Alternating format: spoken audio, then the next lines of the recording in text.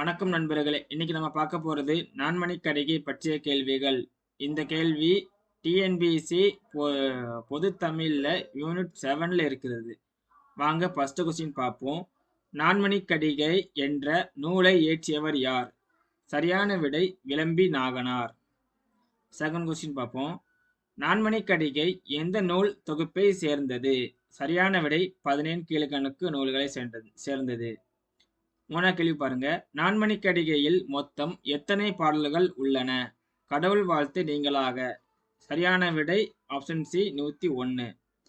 நாங்கள் நாலாவது கொஸ்டின் பார்ப்போம்.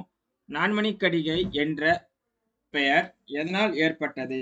சரியான விடை 4 மணிகளால் ஆன ஆபரணத்தை போல 4 இடம்பெறுவதால், 4 கருத்துகள் இடம்பெறுவதால். அடுத்த கொஸ்டின் பார்ப்போம்.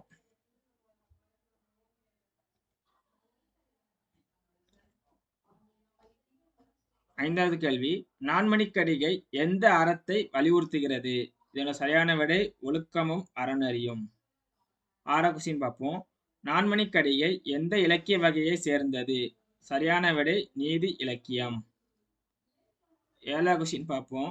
நான்மணிக் கடிகையில் ஆசிரியர் விளம்பி நாகனார் எந்த சமயத்தை சேர்ந்தவர் என கருதப்படுகிறார்? இது சரியான விடை வைணவம். 17 கீழ்க்கணக்கு நூல்களுள் ஒன்றாக இருப்பது எது? சரியான விடை நான்மணிக் கடிகை. 9வது கேள்வி. நான்மணிக் கடிகை பாடல்கள் பெரும்பாலும் எதனை எடுத்துரைக்கின்றன? சரியான விடை மனித வாழ்வியல் நெறிமுறைகள். நான்மணிக் கடிகை எந்த காலத்தை சேர்ந்ததாக கருதப்படுகிறது?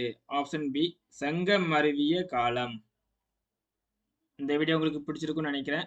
பிடிச்சிருந்தா மறக்காம லைக் பண்ணி சப்ஸ்கிரைப் பண்ணிக்குவாங்க.